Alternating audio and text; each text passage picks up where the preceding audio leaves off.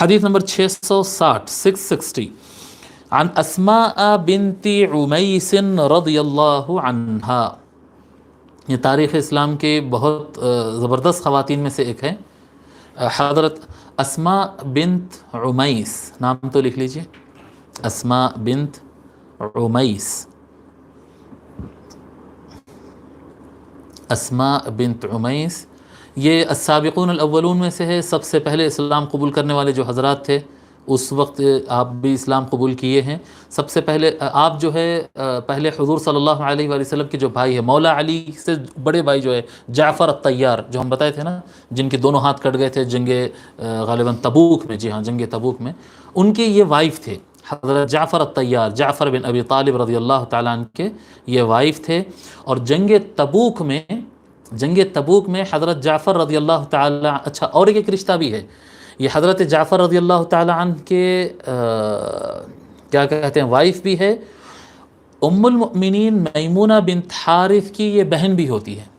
ام المؤمنین حضور صلی اللہ علیہ وآلہ وسلم کے وائف ام المؤمنین میمونہ بنت حارث. میمونہ بنت حارث کی ماں سے بھائی تھے، یعنی والد ان کے الگ تھے لیکن یہ ان کے دونوں کی ماں ایک ہی تھی. تو یہ حضور صلی اللہ علیہ وسلم کی ایک رشتے سے یہ حضور کی سالی بھی ہوتی تھی. جی سالی بولتے ہیں نا، کیا کہتے ہیں ہاں رشتے میں ہمارے پاس دکن میں سالی سسٹر ان لا کہتے ہیں. تو یہ رشتہ بھی ہوتا تھا. حضرت جعفر رضی اللہ تعالی عنہ کے شہید ہو جانے کے بعد جنگ تبوک میں آپ کی شادی حضرت سیدنا ابوبکر صدیق رضی اللہ عنہ سے ہوئی تھی. حضرت سیدنا ابوبکر صدیق رضی اللہ تعالی عنہ پہلے شوہر سے ان کو 3 بیٹے تھے. پھر حضرت سیدنا ابوبکر صدیق رضی اللہ تعالی عنہ سے ان کی شادی ہوئی اور ان سے ایک بیٹا ہوا تھا جن کا نام محمد بن ابی بکر ہے، جو بہت یعنی متقی اور اللہ والی شخصیت گزرے ہیں. حضرت سیدنا ابوبکر صدیق رضی اللہ عنہ کے بیٹے محمد بن ابی بکر رضی اللہ تعالیٰ عنہ. پھر حضرت ابوبکر رضی اللہ تعالیٰ عنہ کے انتقال کے بعد ان کی شادی مولا علی علیہ السلام سے ہوئی تھی. مولا علی علیہ السلام سے آپ کی شادی ہوئی تھی اور پھر ان سے بھی ایک بیٹا ہوا تھا یحییٰ. مولا علی علیہ السلام کے ایک بیٹے تھے، ان کا نام یحییٰ تھا. بچپن میں ہی گزر گئے تھے مگر وہ. حضرت اسماء بنت عمیس رضی اللہ تعالی عنہ کی تاریخ وفات 38 ہجری ہے. 38 ہجری کو آپ کا انتقال ہوا. بہت قریبی شخصیت، یعنی خاندان نبوت کے بہت زیادہ قریب اور بہت زبردست شخصیت ہے یہ. انشاءاللہ تعالی کبھی آپ کا تذکرہ کریں گے الگ مواقع پر تو سنائیں گے آپ سے متعلق. سیدہ فاطمہ سے بھی بہت گہرا تعلق تھا آپ کا. حضرت اسماء بنت عمیس رضی اللہ تعالیٰ عنہ روایت فرماتی ہیں کہ کان رسول اللہ صلی اللہ علیہ وآلہ وسلم یوحى الیہ ورأسہ فی حجر علی. فرماتی ہیں کہ رسول اکرم صلی اللہ علیہ وآلہ وسلم پر وحی ہو رہی تھی اس وقت جب کہ حضور صلی اللہ علیہ وآلہ وسلم لیٹے ہوئے تھے، آرام فرما رہے تھے، اور حضور کا سر مبارک مولا علی کے گود میں تھا. مولا علی بیٹھے ہوئے ہیں، مولا علی کے گود میں حضور صلی اللہ علیہ وآلہ وسلم اپنا سر مبارک رکھ کر لیٹے ہوئے ہیں، اور حضور صلی اللہ علیہ وآلہ وسلم کو یعنی مختلف احوال میں وحی آتی تھی. وحی یعنی اللہ تعالیٰ کی طرف سے جو جبرائیل علیہ السلام اور یعنی قرآن جو حضور کو آتا تھا. تو حضور صلی اللہ علیہ وسلم اس وقت مولا علی کے گود میں سر رکھ کر لیٹے ہوئے تھے، اس وقت وحی آ رہی تھی. پھر کیا ہوا؟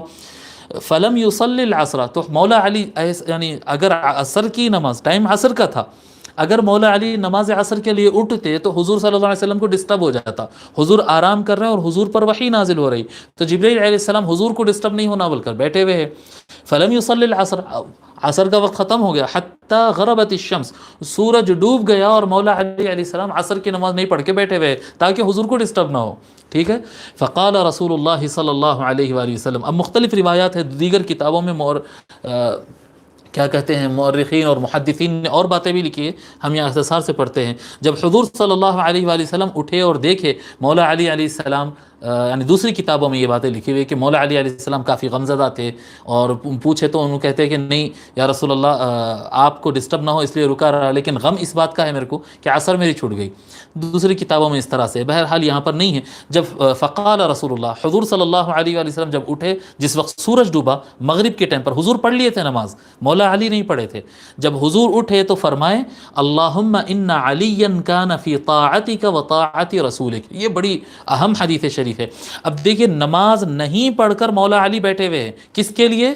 حضور کی خاطر نماز نہیں پڑھ کے، نماز کس کا کام ہے صاحب؟ نماز اللہ کا کام ہے، اللہ کے لیے نماز پڑھنا تھا، لیکن حضور کے ڈسٹرب نہ ہو اس لیے حضور کے واسطے نماز چھوڑ کے بیٹھے ہوئے۔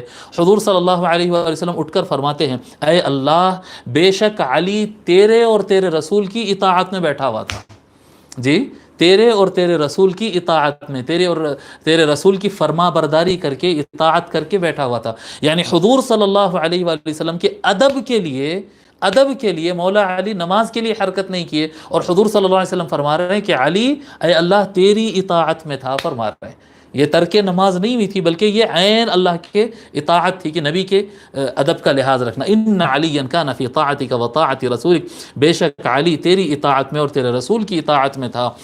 فردد علیہ الشمس، تو اے اللہ اس کے لیے تو سورج کو لوٹا دے۔ تو جو سورج ڈوب گیا تھا وہ سورج پلٹ گیا۔ قالت اسماء، حضرت اسماء بنت عمیس رضی اللہ تعالیٰ عنہ کہتی ہے، فرأیتها غربت ورأیتها طلعت بعدما غربت، میں نے دیکھا کہ وہ سورج ڈوبا، سن سیٹ ہو گیا تھا، اور اس کے بعد اسی طرف سے پھر سورج کو تھوڑی دور اوپر تک اٹھتے ہوئے دوبارہ پلٹ کے نکلتے ہوئے میں نے اپنی آنکھوں سے دیکھا ہے۔ وہ ڈوبتے ہوئے بھی دیکھا سورج کو، پھر نکلا تھا۔ جب مولا علی نماز ادا کی تو پھر حسب عادت جو ہے وہ جیسا ڈوبتا ہے اس طرح سے دوبارہ ڈوب گیا۔ اس کو امام طبرانی نے روایت کیا۔